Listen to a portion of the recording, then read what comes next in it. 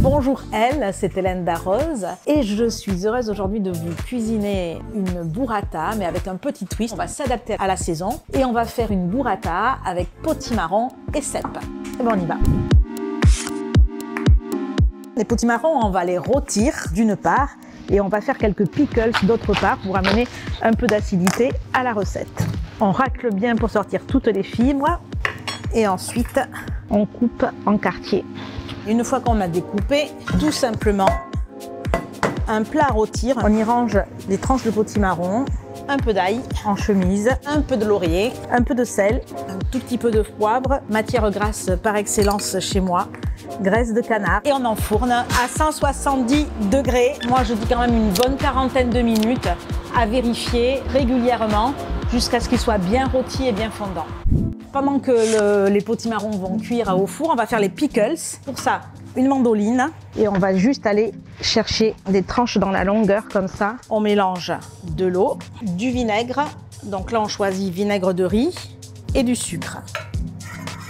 On le met dans une casserole juste pour porter à ébullition. Moi je vais ajouter une feuille de laurier.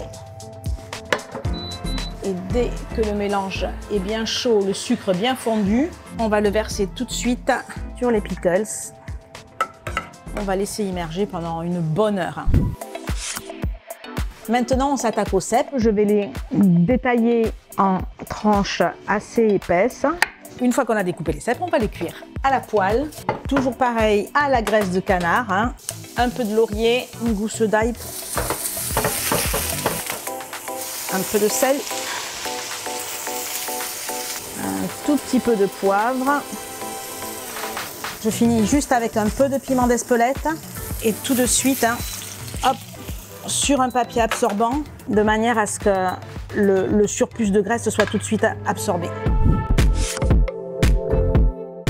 Là, on est à peu près à 35-40 minutes. C'est vraiment ce que je veux. Alors, on va dresser le plat. Burrata bien crémeuse que je vais tailler en deux et ouvrir comme ça, fleur de sel, les tranches de potimarron tout autour de la burrata. On continue avec les cèpes, piment d'Espelette.